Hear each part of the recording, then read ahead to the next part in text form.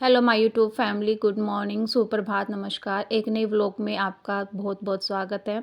सुबह का समय है, करीबन 7:30 पौने 8 बजे का टाइम है और मैं आ चुकी हूँ कमरे को साफ़ करने के लिए। कमरे में आ चुकी, किचन मैंने अपनी समेट दी है, साफ़ सुथरी कर दी है।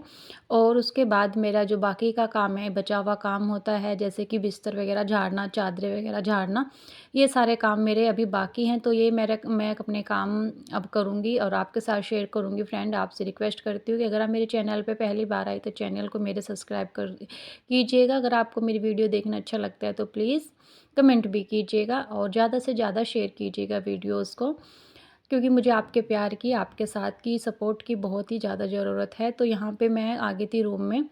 सबसे पहले तो जो चीज़ें बच्चों ने थोड़ा-सा इधर-उधर रख देते हैं, बच्चे रात के समय जैसे पढ़ाई करते हैं ना, तो बच्चे जैसे टेबल होगी उनकी ना, स्टडी टेबल होगी या कुछ भी बच्चे छोड़ देते हैं। और एक तो बच्चों के पास टाइम ही नहीं होता बिल्कुल भी आजकल, क्योंकि बच्चों का टाइमिंग थोड़ा-सा जब से सर्दी हुई है तो थोड़ा-सा चेंज हो चुका है। और इसी वजह से बच्चे आते हैं ढाई ढाई पौने 3 बजे के आस-पास आते हैं। फिर बच्चे आएँगे, खाना-पीना खाएँगे और अपना वर्क में लग जाएँगे।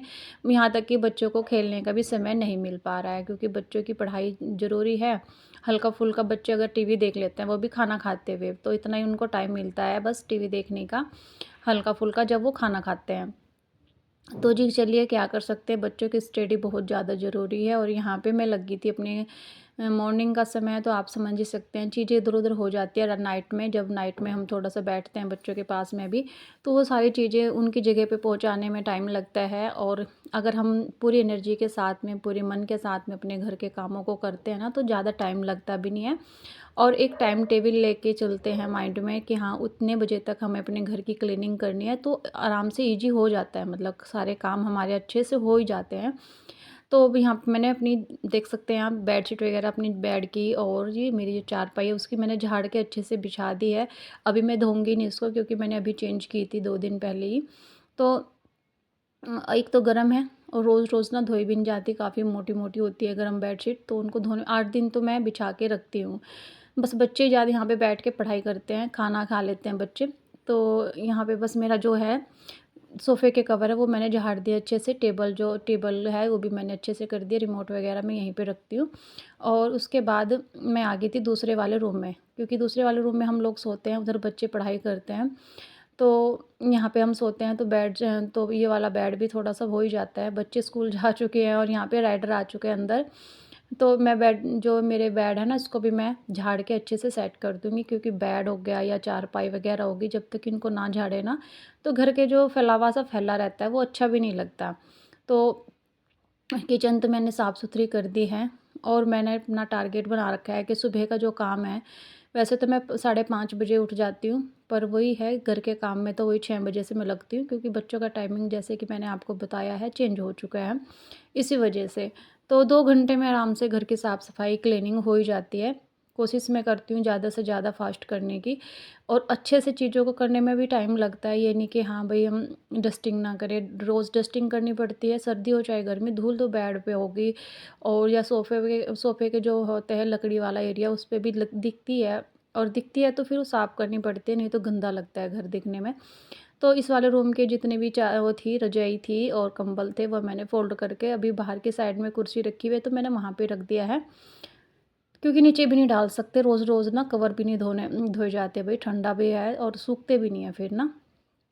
तो इस सबसे पहले यहाँ पे मैंने बेडशीट को झाड़ के अच्छे से सेट कर दिया, बिछा दिया है। एक तो गरम बेडशीट की क्या होती है ना, गरम बेडशीट थोड़ी छोटे साइज़ की आती है।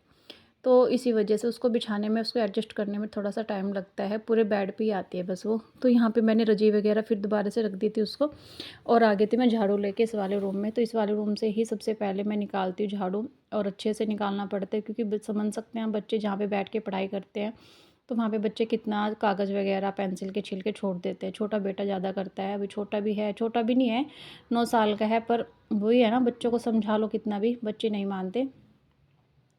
तो इसी वजह से मुझे चारपाई को हटा-हटा के अच्छे से झाड़ू लगानी पड़ती है। और जैसे विंडो होगी, विंडो पे भी धूल बैठती है, तो वहाँ पे भी मैंने अच्छे से झाड़ दिया एक बार। और उसके बाद मैं सारी चीज़ों को अच्छे से हटा-हटा के यहाँ पे लगा दूँगी झाड़ू। और बस यही मेरा जो रूटीन है सुबह का, वो आपके साथ मॉर्निंग क्लीनिंग रूटीन मैं अपने हाउस का, घर का, वो आपके साथ शेयर कर रही हूँ। और वीडियो बहुत लेट-लेट आते हैं कभी-कभी ना, तो यहाँ पे बस मैं सारे घर में अच्छे से झाड़ू निकालने के बाद एक बार ना फिर डस्टिंग स्टार्ट कर देती हूँ, क्योंकि झाड़ू लग जाती है ना चीज़ों को, चीज़ों की जगह पे अगर हम पहुँचा देते हैं तो बड़ा अच्छा भी लगता है। फिर पोछा लगाने में ज़्यादा टाइम लगता नहीं है, तो इसी वजह से। तो यहाँ अंदर की साइड से मैंने सारे में झाड़ू निकाल दिया था और मैं आ गई थी बाहर की तरफ। आप देख सकते हैं कितने ज़्यादा कागज़ वगैरह निकले हैं, ये रूम से ही निकलते हैं, पन्नी भी हैं। तो ये मोटा-मोटा सा जो कूड़ा होता है वो मैं पहले डस्टबिन में डाल देती हूँ। उसके बाद बाहर से जैसे पायदान हो गया या रैडर की चारपाई होगी, उसको झाड़ना हो गया। और ये चारपाई को हाथ लगाने भी नहीं देता है अपनी, बिल्कुल बच्चों की तरह करता है, बिल्कुल नहीं हाथ लगाने देता। आप देख सकते हैं कैसे लड़ रहा है मेरे साथ में। और ये अपनी चारपाई को झाड़ने बड़ी मुश्किल से झाड़ने देता है। तो उसकी चारपाई भी मैंने झाड़ दी, क्योंकि उस पे भी हल्का-फुल्का सा रेत हो ही जाता है। तो उसके बाद यहाँ पे मैं सारी जो इतना भी एरिया मेरे घर का झाड़ू लगाने का है, वहाँ पे मैं झाड़ू लगा दूँगी।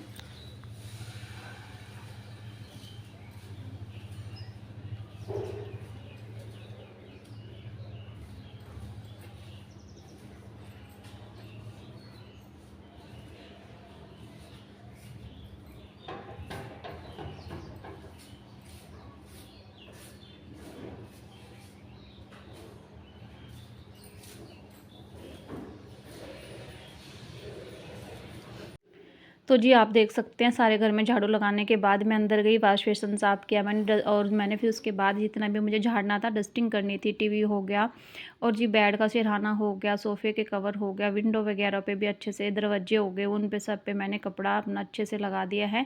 उसके बाद मैं यहाँ पे आ चुकी हूँ धोने के लिए, क्योंकि यहाँ पे जैसे गाड़ी वगैरह खड़ी होती हैं तो इसी वजह से यहाँ पे मिट्टी मिट्टी सी लगी रहती है, वो धुलने के बाद ही अच्छे से क्लीन हो पाती है।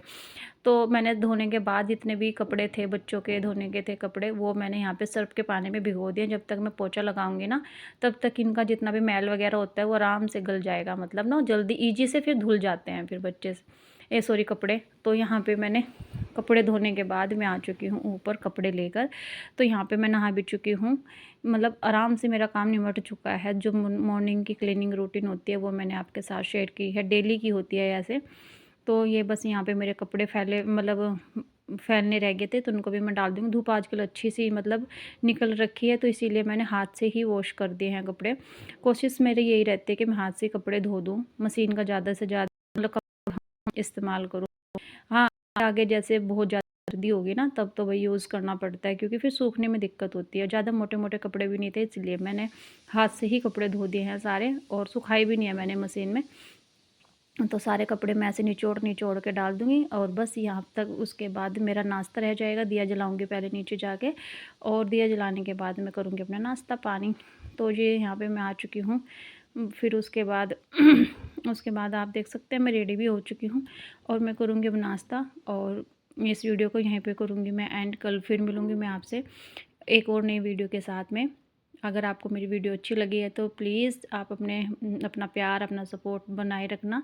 और उसके बाद मैं आ चुकी थी यहाँ पे किचन में। जैसे मैं आई तो मेरी चाय मेरी बन चुकी है, और उसके बाद यहाँ पे मैंने मतलब चाय बन चुकी है, तो मैंने सोचा चलो आज नाश्ते में यहाँ पे मैं ले लेती हूँ ऐसे। वैसे चाय के साथ में अच्छे लगते हैं मुझे खाने के लिए।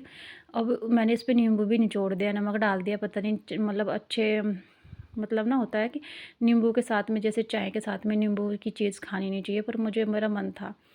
तो फिर मैं यहाँ पे आ गई थी छत पे लेके, क्योंकि अब ठंड के दिन हैं और थोड़ा-सा धूप में बैठना बहुत ज़्यादा ज़रूरी है। धूप हमारे शरीर के लिए बहुत ही ज़्यादा ज़रूरी है, जिससे हमें धूप से हमें विटामिन डी मिलती है, जो हमारी हड्डियों के लिए बहुत ज़्यादा